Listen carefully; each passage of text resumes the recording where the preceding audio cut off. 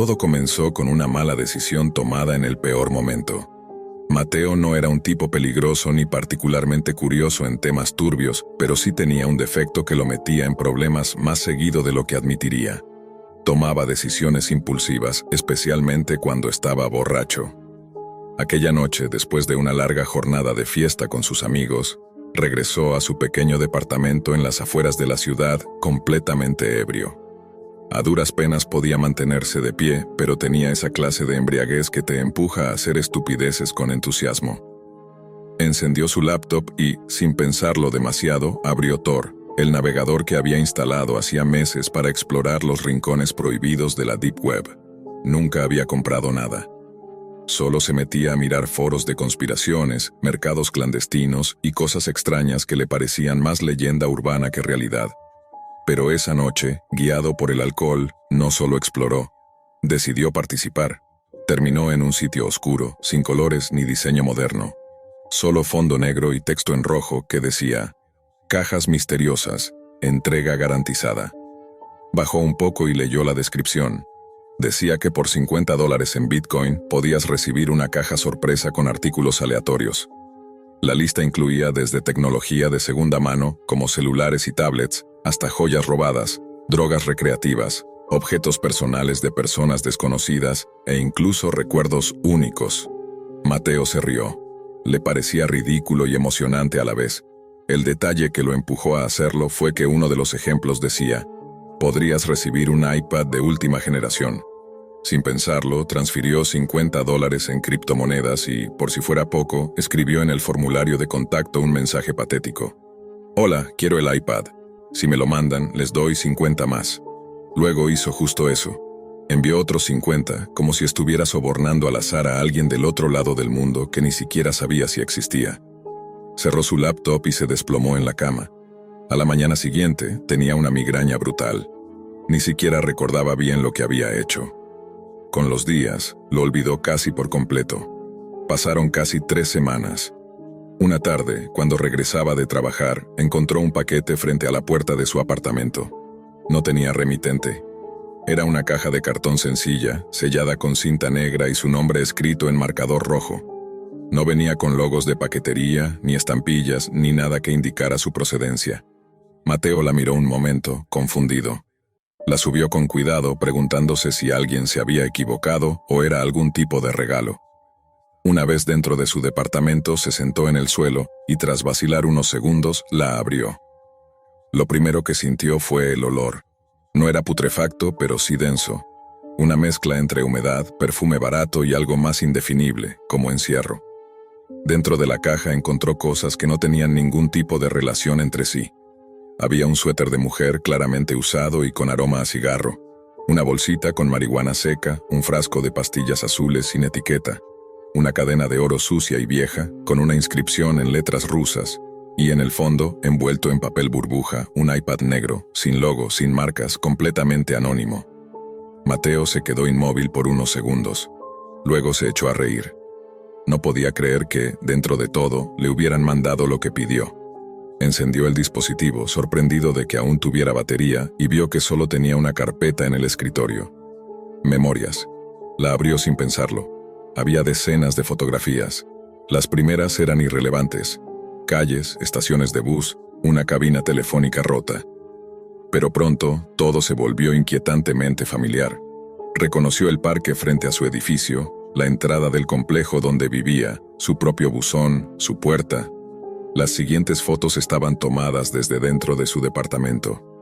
Había una imagen de su sala, una de su cocina con la nevera abierta, otra del pasillo que llevaba a su cuarto.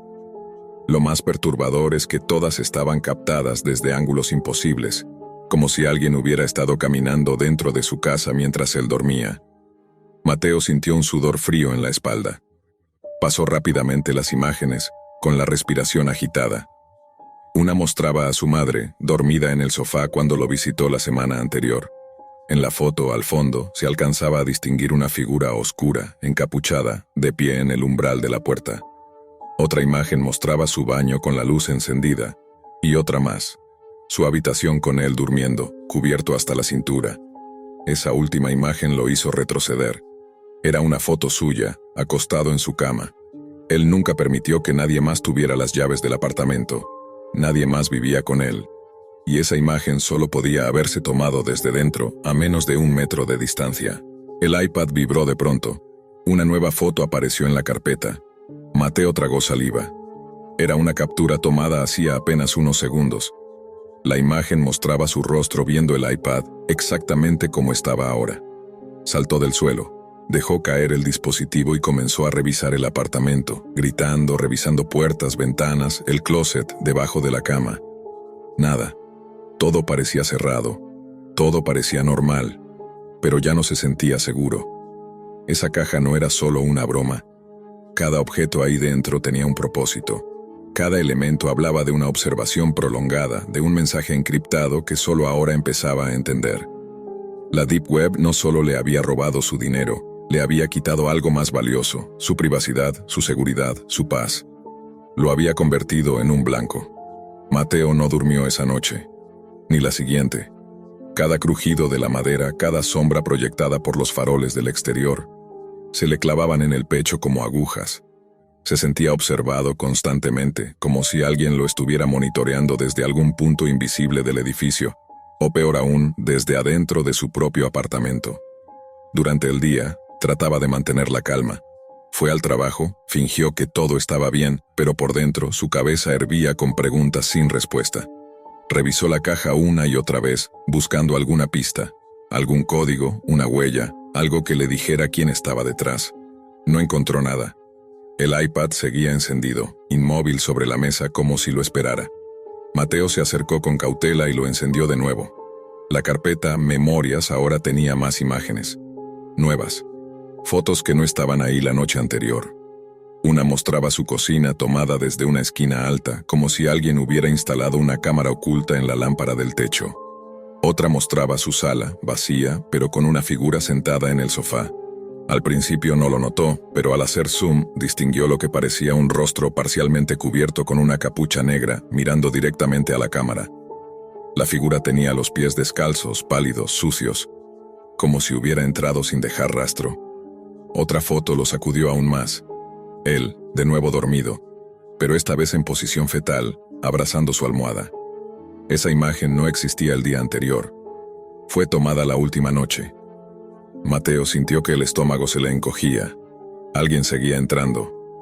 Llamó a la policía, aunque sabía que sería inútil. Un par de agentes llegaron, revisaron el apartamento y le dijeron lo mismo de siempre. Que todo estaba cerrado, que no había señales de entrada forzada. Uno de ellos, más joven, le preguntó si estaba seguro de no haber tenido una pesadilla.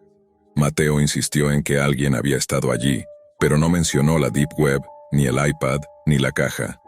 Sabía lo que eso significaría. Se reirían de él, o peor aún, lo tratarían como a un loco. Cuando los oficiales se fueron, Mateo cerró cada ventana con seguro, colocó una silla bajo la manija de la puerta y se encerró en su habitación con un bate de béisbol. Esa noche no tocó el iPad, no quiso ver si había nuevas fotos. Solo se sentó frente a la puerta en silencio, con los ojos abiertos, esperando. Al amanecer, al fin se durmió. Pero no por mucho. Despertó abruptamente al sentir un zumbido. Era el iPad vibrando en la mesa. Se acercó, y en la pantalla solo aparecía un mensaje en letras rojas sobre fondo negro. ¿Te gustó el regalo? Mateo lo lanzó contra la pared. El dispositivo cayó, pero no se rompió. Era como si estuviera hecho para resistir, para seguir funcionando sin importar lo que hiciera. Al intentar desconectarlo, descubrió que no tenía ningún tipo de ranura ni botón de apagado. Era como un artefacto sellado. Y más inquietante aún, seguía actualizando fotos incluso sin conexión a internet. El miedo se convirtió en paranoia. Colocó cinta sobre cada lente de su laptop, apagó su celular y cubrió los espejos. Revisó cada rincón del apartamento, incluso las rejillas del aire acondicionado. No encontró nada, pero sentía que algo o alguien seguía entrando, sin forzar cerraduras, sin dejar rastro. Comenzó a recibir correos anónimos. Al principio pensó que era spam, pero los mensajes eran personales. Uno decía, no debiste pedir la caja.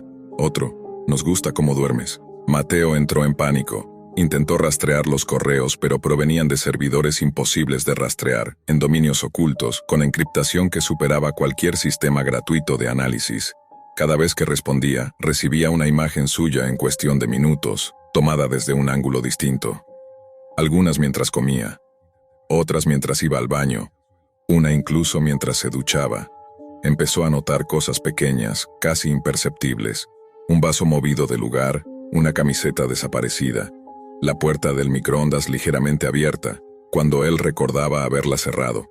Y sobre todo, la sensación constante de ser observado. Ya no salía de su casa. Solo pedía comida por aplicaciones, sin atreverse a mirar por la mirilla. Bloqueó todas sus redes sociales, rompió el módem y desinstaló Tor. Pero nada cambió.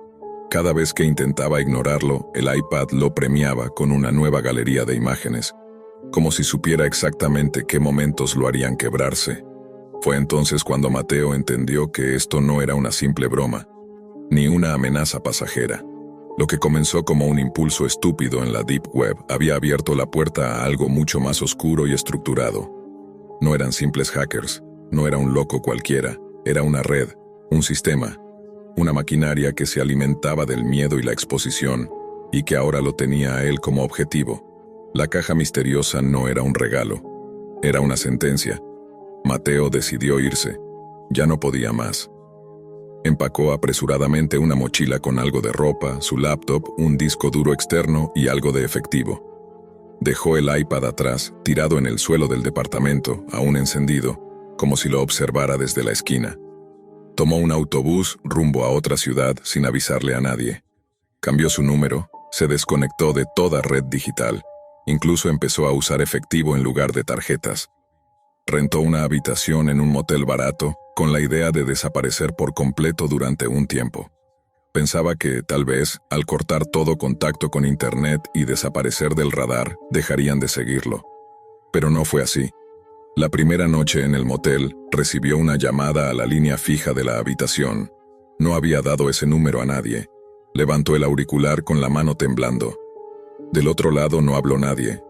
Solo se escuchaba su voz, grabada, dormido, respirando. La misma respiración que tenía cuando estaba en su cama, en su apartamento. Colgó de inmediato. Al salir al pasillo notó algo. Una caja pequeña frente a la puerta, envuelta en cinta negra. No tenía que abrirla para saber qué era. Volvió a encerrarse, temblando. Sentía que el piso se hundía debajo de él. Esa noche no pudo dormir. Encendió su laptop buscando algún rastro de la red en la que se había metido. Volvió a entrar a Tor desesperado. Buscó el sitio donde había comprado la caja, pero ya no existía. El enlace estaba caído. Ningún rastro, ninguna caché, ningún registro, como si nunca hubiera estado ahí. Pero al intentar cerrar el navegador, algo lo detuvo. Una nueva pestaña se abrió sola, con fondo negro y letras rojas. El mismo estilo de la página de las cajas, solo que esta vez no era una oferta, era una cuenta regresiva. Entrega final en 004322. Mateo se alejó de la pantalla. La cuenta regresiva seguía avanzando. No sabía si era una broma, un virus o algo peor. A los 43 minutos exactos, llamaron a la puerta. 3 golpes secos, no 5, no 2, 3, como una firma. Mateo no abrió. Se quedó en la esquina más alejada del cuarto, con el cuerpo encogido y el teléfono en la mano, esperando, rezando, suplicando que fuera una coincidencia. Pero lo que sea que estuviera del otro lado no necesitaba entrar, ya estaba dentro. Cuando al fin se atrevió a mirar la pantalla de su laptop, ya no estaba la cuenta atrás. Ahora había una única imagen. Una foto suya, en ese mismo cuarto, en esa misma esquina, con el teléfono en la mano, exactamente como estaba en ese instante, tomada desde adentro. La Deep Web no era un sitio, era un portal, y él ya no podía cerrarlo. Todo comenzó con una búsqueda inofensiva. Mateo, Elías y Diego llevaban semanas planeando una noche de escape, sin reglas, sin límites, sin filtros. Eran universitarios de último semestre, estresados por los exámenes finales y con las emociones al borde. La idea era sencilla: alcohol, música, drogas y ninguna preocupación. Diego fue quien propuso el plan. Encontré un sitio nuevo en la Deep Web, tiene reviews buenísimos. Nada de lo que venden en Telegram o Signal. Esto es otro nivel. Accedieron a través del navegador Tor desde una laptop vieja que tenían solo para cosas oscuras. La página se llamaba Red Nectar, con una interfaz limpia, elegante, y una sección dedicada a viajes únicos que prometían experiencias fuera del cuerpo. En letras pequeñas, un mensaje inquietante decía: «Nuestros productos cambian vidas, úselos bajo su propio riesgo». El precio era bajo. Apenas $80 en criptomonedas por 3 dosis. La entrega llegó 2 días después en un paquete negro sin remitente. Dentro, 3 cápsulas color violeta y un papel doblado que decía: «El fin de semana empieza cuando cierras los ojos. Buena suerte». La droga la tomaron en el departamento de Diego, a medianoche. Encendieron velas, pusieron música suave y se acostaron esperando los efectos. El resto fue oscuridad. Cuando Mateo despertó, todo era distinto. Estaba tirado en el suelo, sobre un piso de madera podrida. El olor a humedad era tan fuerte que le ardían los ojos. Afuera se escuchaban pájaros, ramas crujientes y el zumbido de algún generador lejano. Al abrir la puerta, se dio cuenta. Estaban en una cabaña en medio de un bosque. No reconocía el lugar. El paisaje parecía sacado de otro país. Gritó. Nadie respondió al principio, hasta que Elías salió de una de las habitaciones, tambaleándose, con una herida en la frente y la mirada desencajada. Pero faltaba alguien. Encontraron el cuerpo de Diego en una esquina, rígido, con los ojos abiertos y una mueca de terror. Tenía una nota clavada al pecho con un cuchillo militar oxidado. «Gracias por su compra. Que comiencen los juegos». Nadie entendía qué estaba pasando. No sabían cómo llegaron ahí ni cuánto tiempo llevaban dormidos. El reloj de Diego estaba congelado en las 3:17 de la mañana. Al buscar dentro de la cabaña, descubrieron una cámara oculta apuntando hacia la cama donde Mateo había despertado. Tenía un LED rojo encendido. Al lado, una pantalla mostraba un temporizador, 23:42:17. Comenzaba la cuenta regresiva. En otra esquina había una caja fuerte empotrada a la pared, y encima de ella, otro mensaje impreso. «Solo uno puede salir, el resto es entretenimiento». Elías quiso romper la cámara, Mateo lo detuvo. «Si esto viene de la Deep Web, no estamos jugando, nos están viendo, esto es real». Entonces lo entendieron, eran parte de un juego, un espectáculo, y alguien, o muchos, los estaban observando. La cabaña tenía ventanas tapiadas por dentro con clavos. Solo una puerta trasera, trabada con un mecanismo electrónico. Al intentar abrirla, una pantalla mostró un mensaje. «Zona de juego activa. Quedan 23 horas. Corre». Un sonido agudo perforó el silencio. Como una alarma, le siguió un disparo a lo lejos, luego otro. «Nos están cazando», dijo Elías con la voz quebrada.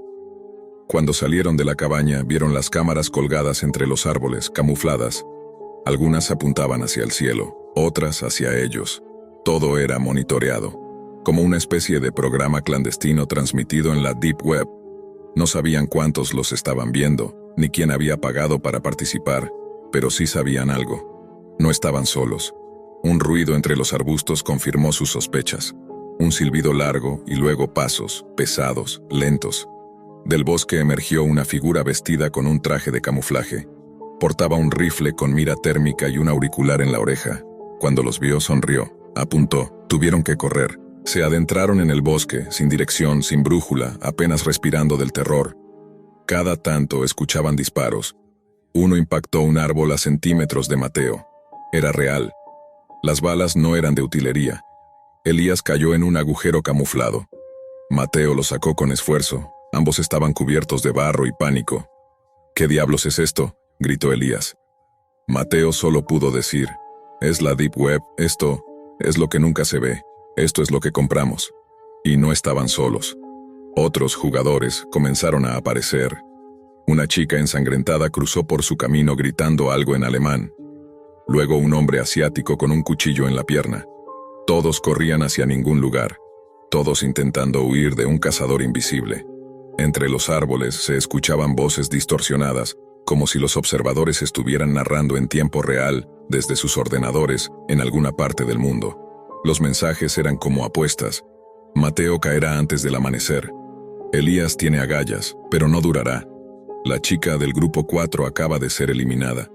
Era un show, uno transmitido desde la Deep Web en tiempo real, con espectadores anónimos comentando, riendo, apostando. Gente que pagaba criptomonedas para ver morir a otros. Y el tiempo seguía corriendo. Las horas siguientes fueron una mezcla de locura, desesperación y dolor físico. Mateo y Elías no sabían si lo que vivían era real o un efecto prolongado de la droga, pero cada golpe, cada caída, cada herida confirmaba que no estaban soñando. Habían caminado sin rumbo por lo menos 2 kilómetros cuando encontraron una estructura metálica oxidada, como una vieja torre de vigilancia militar. Subieron. Desde la cima vieron lo que parecía una base improvisada, una carpa blanca con focos, 2 generadores y 3 hombres armados conversando mientras revisaban tabletas electrónicas. Elías sacó de su bolsillo lo que parecía un pedazo de papel mojado, medio deshecho. Era parte del empaque original de la droga.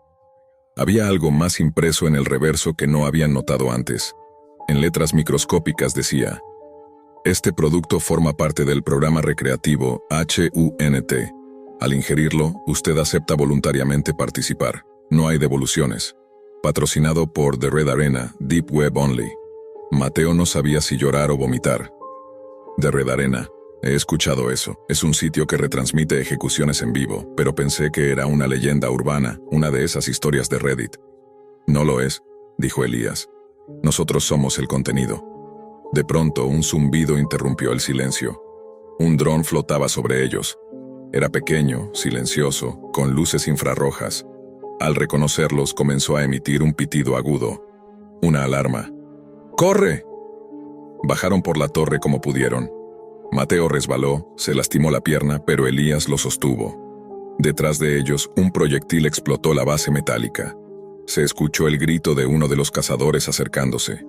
Corrieron durante minutos, sin mirar atrás, hasta que llegaron a un río estrecho, con una pasarela de madera precaria. Mateo se detuvo. Estaba sangrando. Elías quiso cargarlo. «Déjame, huevón, tú tienes que salir», jadeó Mateo. «Ni madres. Vamos». Del otro lado del río, una figura los esperaba. No tenía armas. Era una mujer de unos 30, descalza, con el rostro cubierto de barro. Les hizo una seña para que se acercaran. Elías dudó. ¿Y si es una trampa? No tenemos opción. Cruzaron. La mujer los llevó a una cueva oculta tras una cascada. Allí había un grupo de 5 personas más, todos en condiciones deplorables. Un adolescente filipino, un anciano negro con una herida de bala en el costado, 2 chicas que no hablaban, y un hombre caucásico en estado de shock que no paraba de repetir: «No hay salida, no hay salida, no hay salida». La mujer habló en susurros. «Esto lleva días. Las reglas son simples. No las hay. Algunos nos capturan y nos devuelven, otros nos matan. Es un juego para ellos, una transmisión global. Cada uno de nosotros fue drogado, secuestrado y traído aquí desde distintos países. Todos pagamos por algo. Ninguno sabíamos lo que venía después». Mateo no podía creerlo. ¿Y los que ven esto, desde la Deep Web? Pagaron para vernos morir. Pagan más si alguien sufre. Pagan aún más si uno de nosotros mata a otro. Es un evento premium, según ellos. El anciano habló con dificultad. «Yo maté a uno de los nuestros. Lo hice por una caja con comida. Me la lanzaron desde un dron después. ¿Te imaginas eso?». Los demás lo miraban con odio. La paranoia crecía. Mateo revisó su reloj. Quedaban 9 horas. El grupo discutía si era mejor seguir huyendo o atrincherarse. Algunos decían que había una zona marcada como salida en un mapa filtrado por un cazador muerto. Otros creían que era otro truco. Mateo, en cambio, propuso algo diferente. «Hay que romper la transmisión. Si nadie puede vernos, esto deja de tener sentido para ellos». La mujer negó con la cabeza. «Ya lo intentaron. Hay un servidor móvil en algún punto del bosque. Cada intento por sabotearlo termina en ejecución pública. Lo hacen para dar el ejemplo. El show no se puede interrumpir».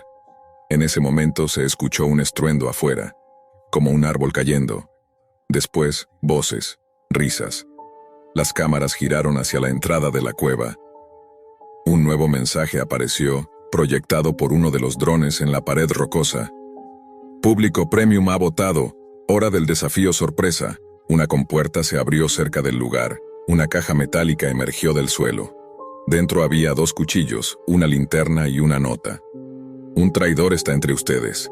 El primer asesinato será recompensado con inmunidad y transporte aéreo fuera del perímetro.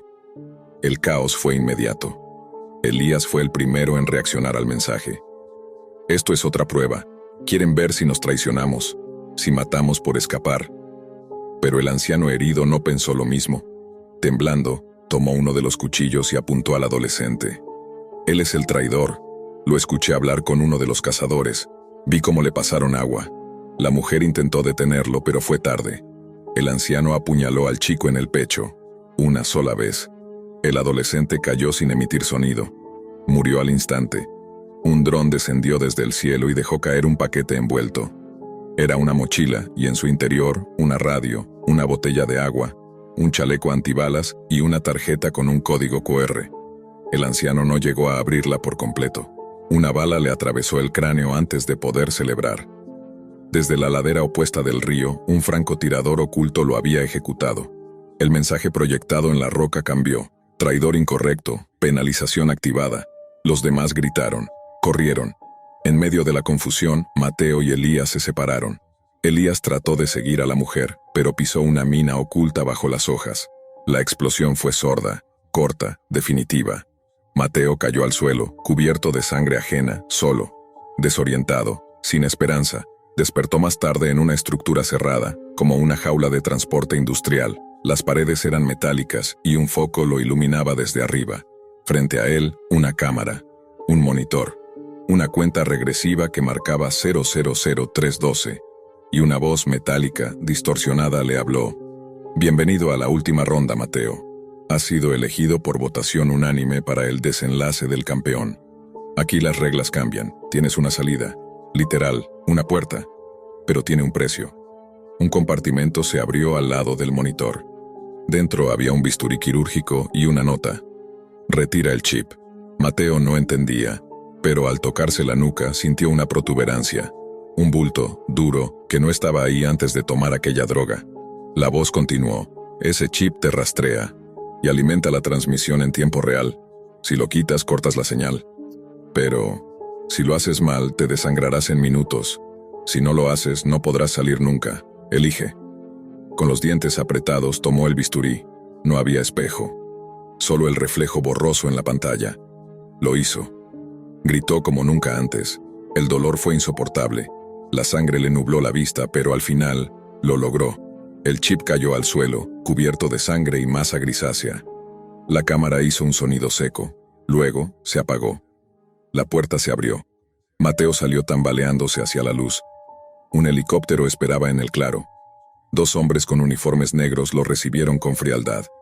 No lo tocaron. Le dieron una manta térmica, una máscara de oxígeno y una botella de suero. El helicóptero despegó. Mateo perdió el conocimiento. Despertó en una clínica blanca, sin ventanas, sin relojes, atado a una camilla.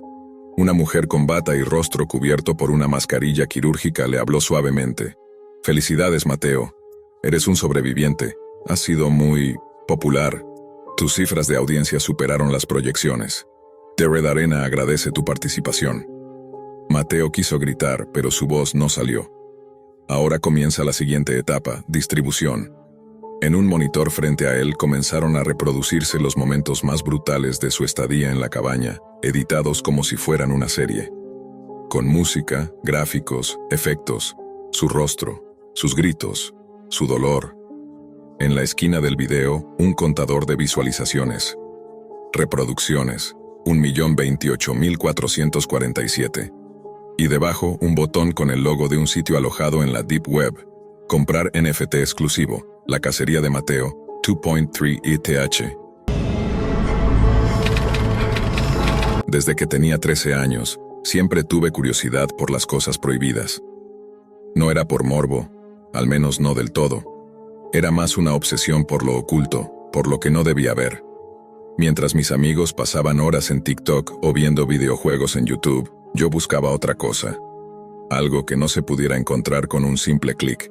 Y fue así como, una noche de verano, descubrí la Deep Web. Lo primero que aprendí fue cómo acceder. Tor, VPN, billetera de criptomonedas. Todo ese lenguaje se volvió mi pan de cada día.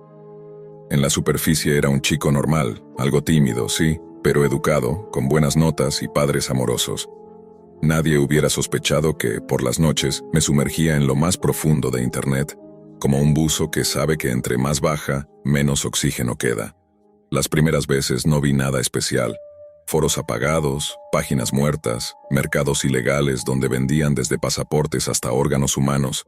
Nada que me enganchara realmente. Todo se sentía como una especie de teatro sangriento exagerado, hasta que encontré un enlace sin título en un foro en ruso. Solo decía, Galería de Verdad.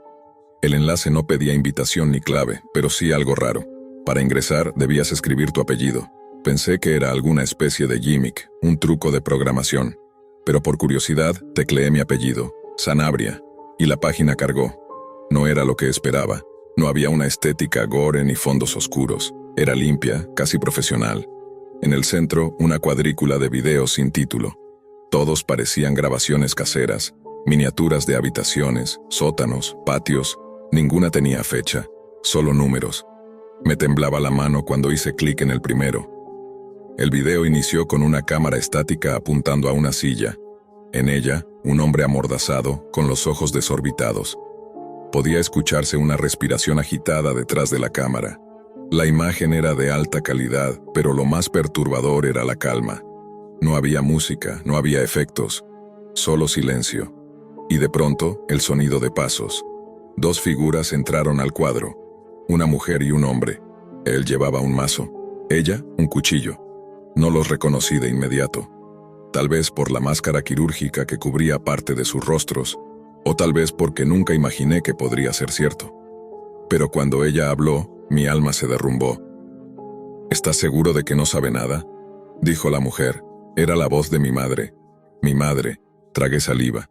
Repetí el video varias veces. Me convencí de que debía estar editado. Un deepfake, un montaje. Pero no, era ella. La forma de mover la cabeza, la cicatriz en el cuello que siempre decía que era de una operación antigua. Y el hombre, su estatura, sus gestos torpes. Era mi padre. No había duda. Ellos no solo estaban allí. Eran los protagonistas. Y estaban matando a alguien. Apagué la computadora. Me senté en el piso con la espalda contra la pared, temblando. Pero no pude evitarlo. Volví. Necesitaba saber. En la galería había más videos. Uno decía, guión número 0237. Lo abrí. La escena era distinta. Esta vez, una habitación vacía con una sola lámpara colgando. En el suelo, un cuerpo, ya sin vida. A su lado, una voz en off susurraba números, como un conteo macabro. No era una ejecución improvisada, era una serie. Un proyecto. Una colección de muertes cuidadosamente grabadas. Vi 4 videos más. En todos aparecían mis padres. Lo que más me partía el alma era lo normales que eran conmigo. Las cenas en familia, los domingos de películas, las fotos de vacaciones colgadas en la pared. ¿Cómo demonios se puede fingir tanto?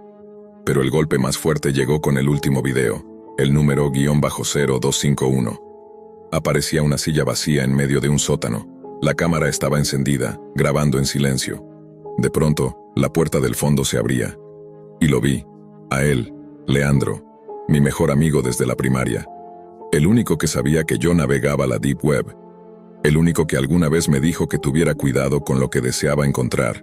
Estaba maniatado, golpeado, con el rostro cubierto de sangre seca. Cuando vio la cámara gritó, «Te juro que no dije nada, no sé nada».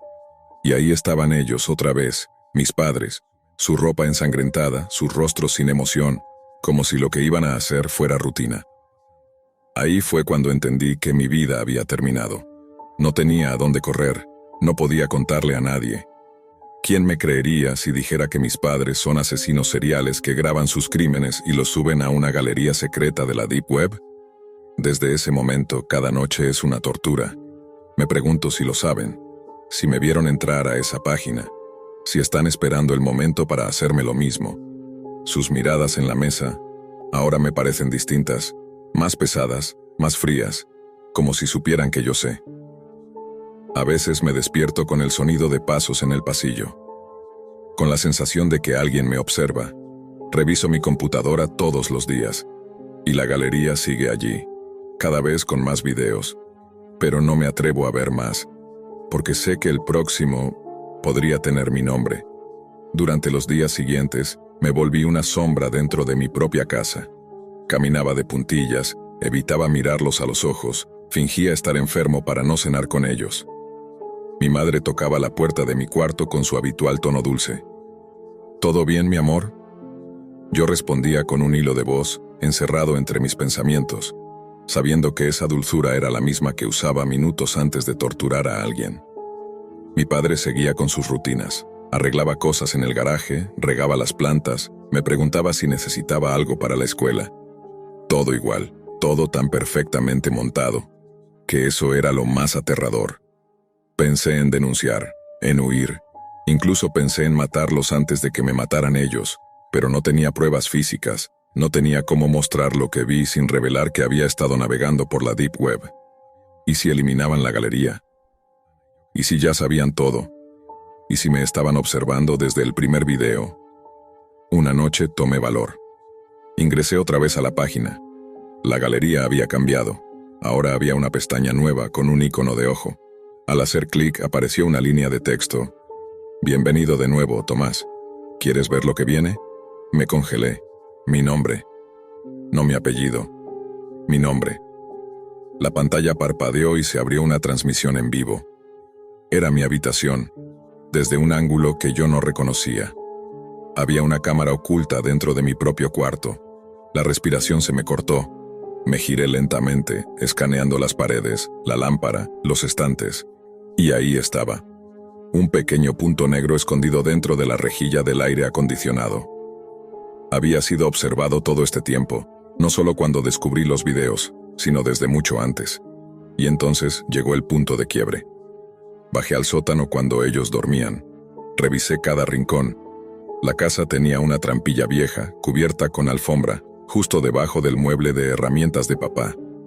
Bajé con una linterna y lo que encontré me paralizó. Cajas con cintas, discos duros rotulados por año, ropas ensangrentadas, máscaras quirúrgicas, instrumentos de tortura, y en una esquina, una mesa con una cámara vieja apuntando a una silla. La misma escena de los videos. Ahí era donde ocurría todo. Toqué sin querer una cuerda colgada del techo y la lámpara colgante se encendió. El sonido del foco al vibrar me sobresaltó, pero fue lo que oí después lo que me destrozó. Pasos arriba. La puerta del piso crujió, y luego, silencio. Subí de inmediato, pero no había nadie. Todo estaba como antes. Silencio absoluto. Esa noche dormí con un cuchillo bajo la almohada. Pasaron 2 días, y entonces ocurrió. Un viernes al volver del colegio, encontré una nota pegada en la puerta de mi cuarto. Sabemos que entraste al sótano. Hablemos.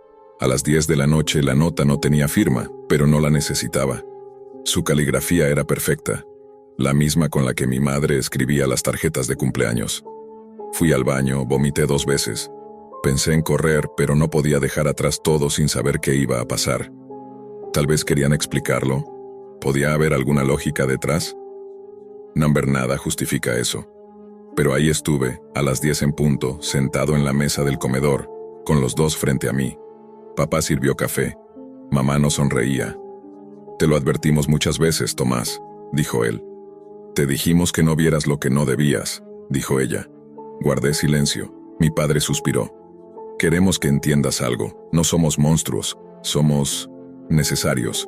Hay un equilibrio en este mundo, y nosotros hacemos nuestra parte. No matamos por placer. Lo hacemos por encargo, y la Deep Web es el canal correcto. Se referían a su trabajo como si fuera una empresa. Me hablaron de contratos, de nombres, de pagos en criptomonedas. Era surreal. Leandro fue un error, dijo mamá. Habló más de la cuenta, nos puso en riesgo. No lloré. Solo los miré como quien observa una especie distinta. Mi padre se inclinó.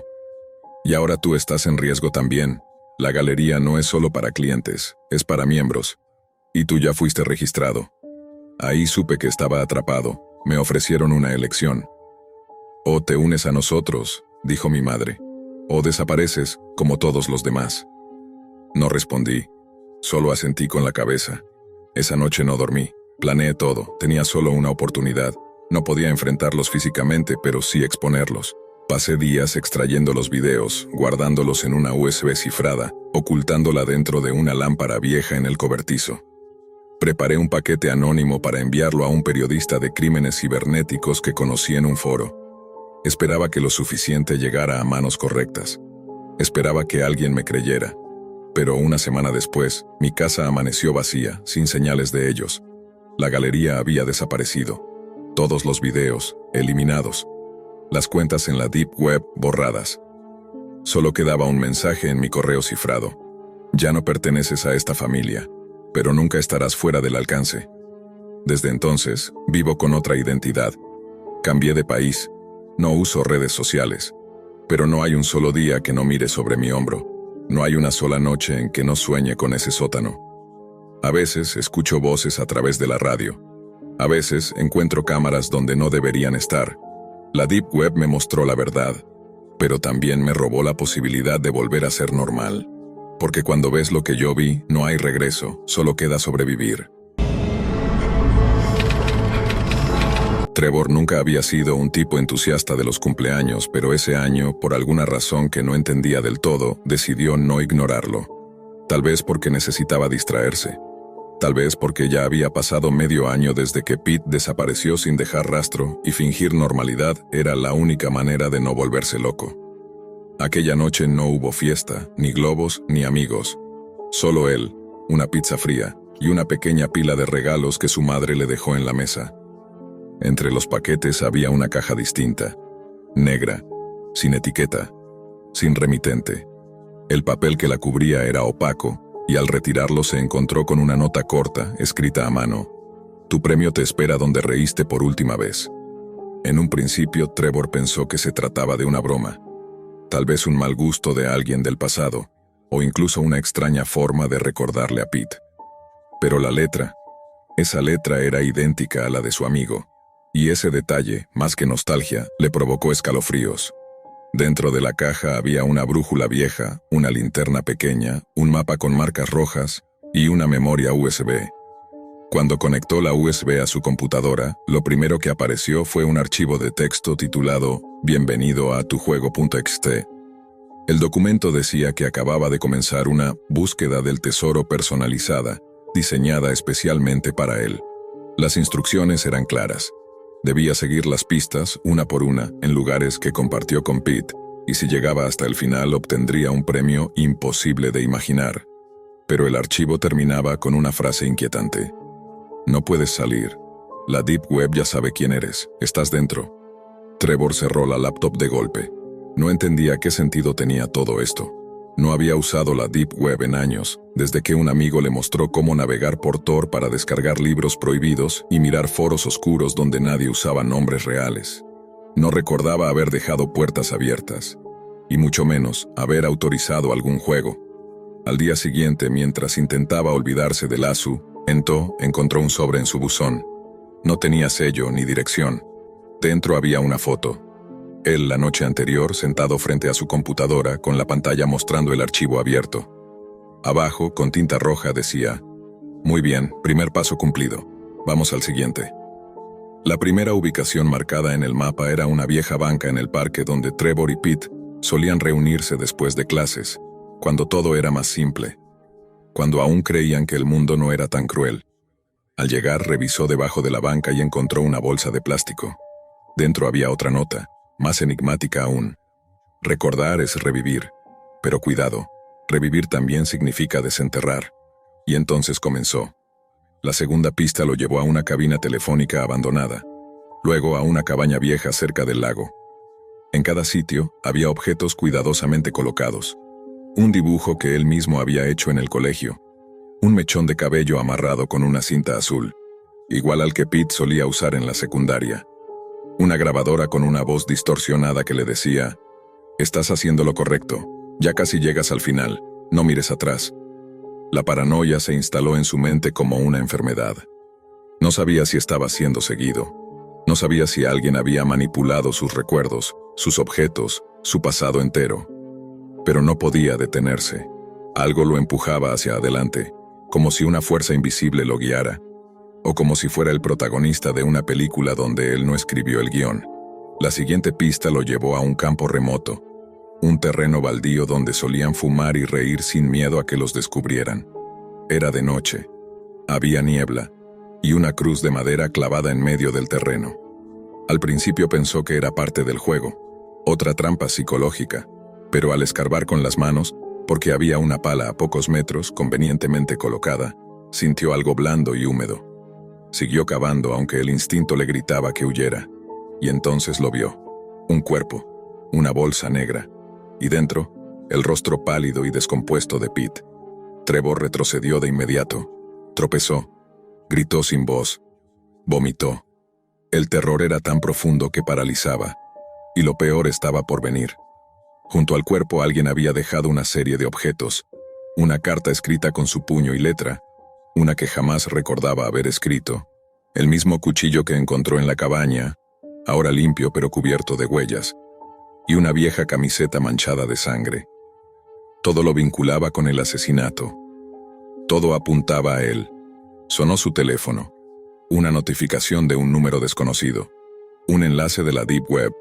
Cuando lo abrió, se encontró con un sitio oculto, alojado en los niveles más profundos del navegador Tor.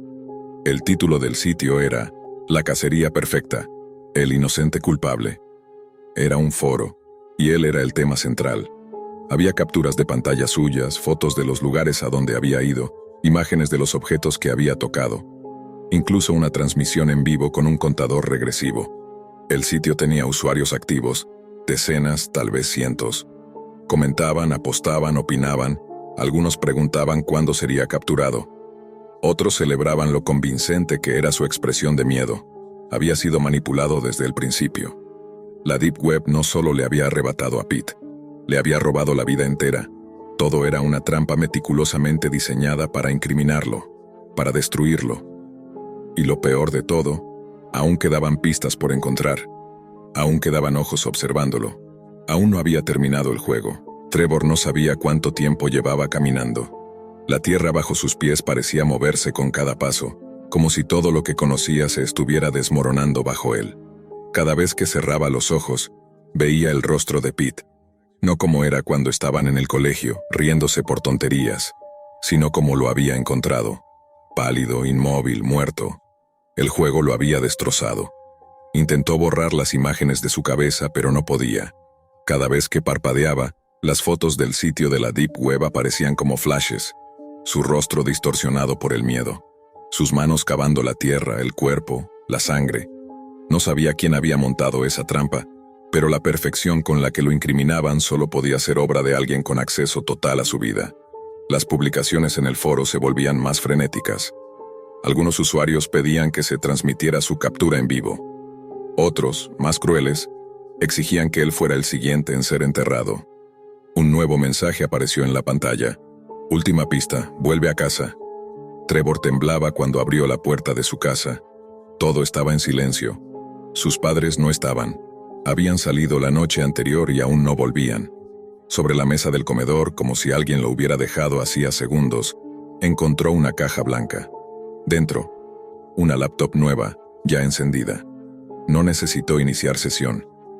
El sistema se abrió solo y automáticamente cargó una videollamada. En la pantalla apareció una figura encapuchada, el rostro completamente pixelado, la voz distorsionada.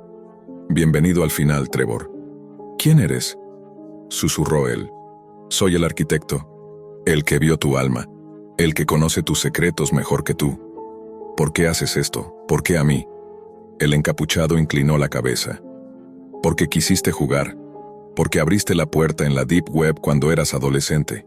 ¿Recuerdas? Las páginas de retos, los foros de conspiración, las salas ocultas. Pensabas que no importaba, que nadie te vería. No, yo... Fuiste seleccionado, hace años, tú y Pete, pero él no quiso seguir, se salió, así que lo convertimos en tu prueba». ¿Prueba de qué? De cuánto tiempo se necesita para romper a alguien, para convertirlo en el monstruo que la sociedad espera ver. Trevor cayó al suelo sintiéndose vacío. No había escapatoria. Todo había sido manipulado. Cada movimiento, cada recuerdo, cada lugar. Su vida era un tablero de ajedrez, y él, la pieza sacrificable. Pero entonces, antes de que pudiera cerrar la laptop, la transmisión cambió. Apareció una sala iluminada con tubos fluorescentes. En el centro, una camilla, y sobre ella, Pete, vivo, entubado, desnutrido, con los ojos abiertos y fijos en la cámara. Trevor gritó. Lloró. No entendía nada. ¿Está vivo? ¿Está vivo? Lo estuvo, hasta que cavaste su tumba, respondió la voz. Lo manteníamos así para ti.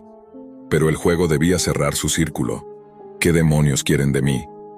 La pantalla mostró una cuenta regresiva. 000030. Trevor no tuvo tiempo de pensar.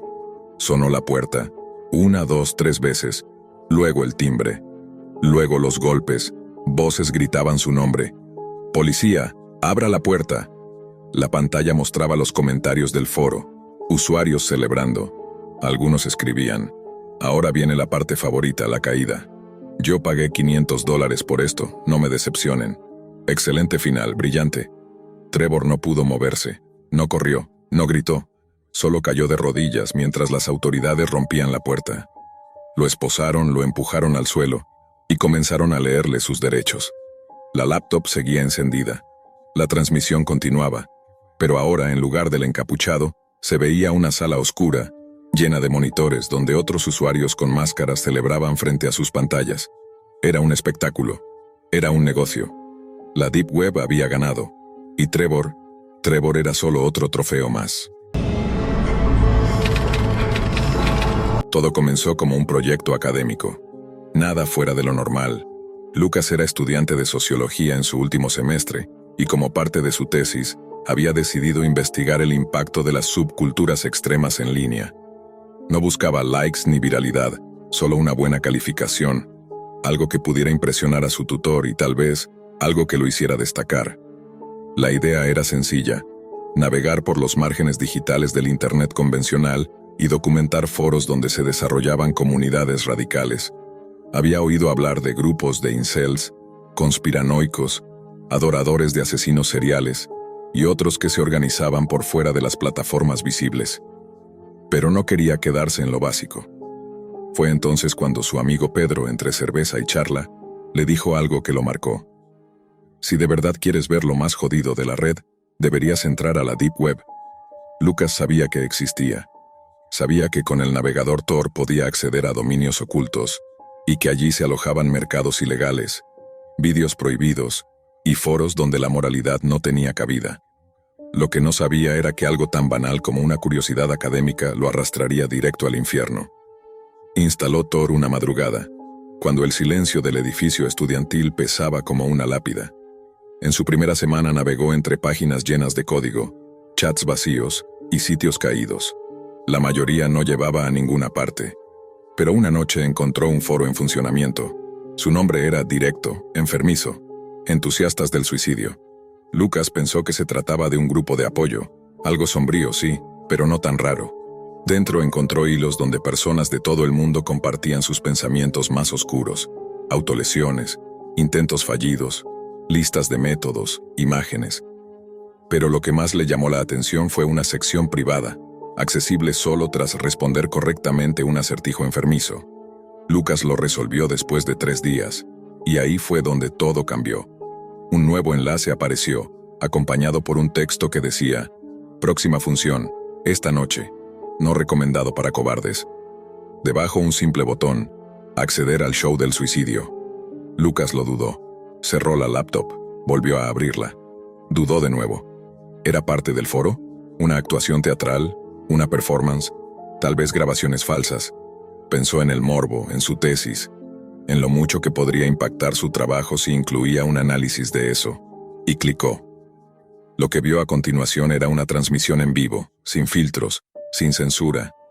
En el centro de la pantalla, un escenario rudimentario con un telón negro, luces rojas intermitentes y una cámara fija apuntando hacia una silla metálica.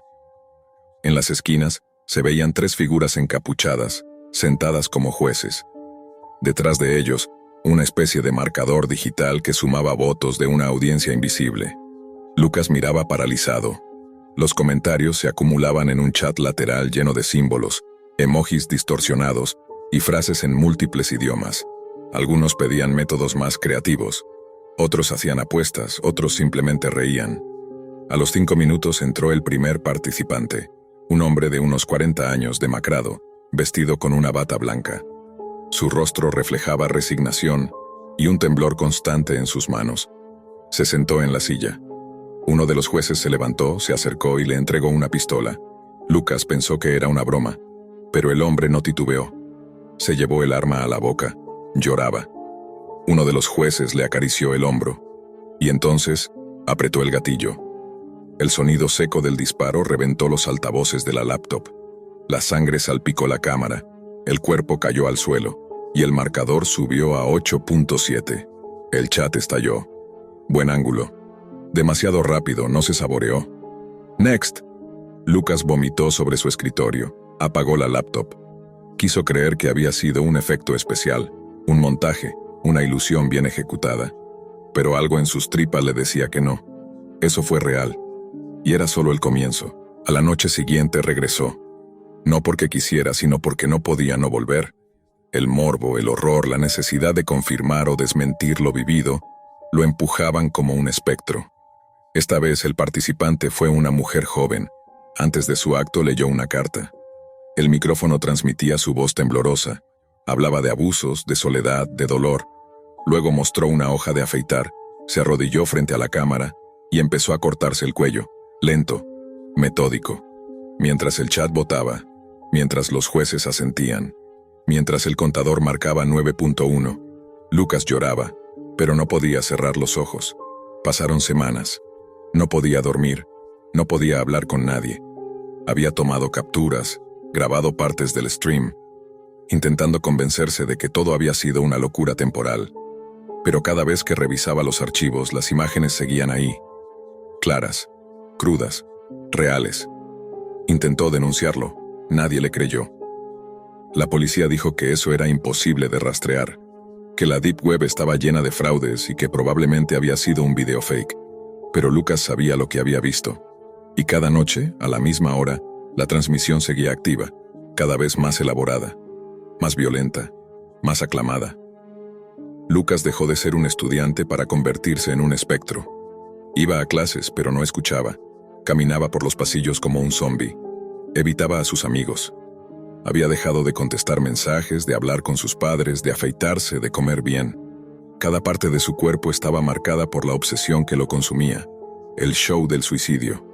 No podía dejar de pensar en ese foro maldito de la Deep Web, en los jueces enmascarados, en las muertes televisadas, en los gritos, en las puntuaciones. Había visto a 5 personas quitarse la vida. Cada método más atroz que el anterior. Uno se ahorcó con una cuerda de púas, otro bebió ácido. Una chica se cortó las venas mientras bailaba al ritmo de una canción infantil distorsionada. Y lo peor, la audiencia lo celebraba. Pedían más, exigían sangre. Cada noche el contador de espectadores subía. Miles, tal vez decenas de miles. ¿Quiénes eran todos esos enfermos? ¿Dónde se alojaba el servidor? ¿Quién organizaba todo aquello? Lucas lo intentó todo. Analizó la URL Onion del sitio, revisó su tráfico a través de proxies, usó herramientas de rastreo digital. Nada. El sitio estaba protegido por capas de cifrado absurdas. Cada intento por investigarlo más a fondo terminaba con su computadora bloqueada. O peor, un mensaje aparecía en la pantalla, breve y directo. Estás observando, no te corresponde intervenir. Una noche recibió un correo electrónico en su cuenta universitaria. No tenía asunto, solo un enlace y un archivo adjunto llamado Tú. El archivo era un video. En él se le veía a sí mismo, dormido, filmado desde afuera de su ventana con visión nocturna. Alguien lo había estado observando. Estaban en su mundo ahora. La Deep Web ya no era solo un sitio al que se conectaba, se había convertido en su prisión. Entró al foro una última vez, y lo que encontró no era una transmisión como las anteriores. Era una sala de espera virtual, una página negra con un reloj regresivo y un solo mensaje parpadeante. Ya eres parte del show. Durante los siguientes días todo empeoró. Recibía llamadas de números desconocidos a las 3 de la mañana. Si las contestaba, nadie hablaba. A veces, solo se escuchaba una respiración agitada. Una vez creyó oír su propio nombre susurrado al fondo. Le hackearon el teléfono. Su cámara frontal se encendía sola. Una noche alguien dejó una máscara negra frente a su puerta, y dentro, un USB. Lucas, aterrado, lo conectó. Dentro solo había un archivo de texto. Te toca. Fue entonces cuando entendió que ya no era espectador. Había cruzado una línea invisible. Había mirado demasiado. Había permanecido demasiado tiempo. Había intentado denunciar. Y ahora él era parte del espectáculo. La siguiente transmisión del show del suicidio fue distinta. No había un escenario, ni jueces, ni música. Solo una habitación gris, una silla, una cámara enfocada directamente al rostro de Lucas, atado, desesperado, suplicando con la mirada. El contador de espectadores alcanzó cifras que jamás había visto. Más de 70,000 conectados. El chat hervía de emoción. «Mírenlo», dijo una voz distorsionada detrás de cámara. Un infiltrado, un hipócrita, un investigador. Lucas gritaba, lloraba, se revolvía en su silla. La voz continuó. Él los vio morir. No hizo nada. Solo observó. Así como ustedes. Así como todos. En ese momento, el marcador digital empezó a llenarse de votos. No puntuaban su acto. Votaban si debía morir o no. Los jueces aparecieron lentamente desde las sombras. Esta vez, llevaban máscaras con la cara de Lucas. El voto fue unánime. Uno de los jueces levantó un cuchillo oxidado y se acercó. La transmisión no se cortó. Todo se mostró. La muerte no fue rápida, fue metódica. Fue para la audiencia. Y los aplausos en el chat parecían interminables. Esa fue la última transmisión que se encontró registrada en el foro Entusiastas del Suicidio. Días después, la policía encontró la habitación de Lucas completamente vacía, excepto por una cámara encendida y una laptop con Tor aún abierta. No había rastros de sangre, ni cuerpo, ni huellas.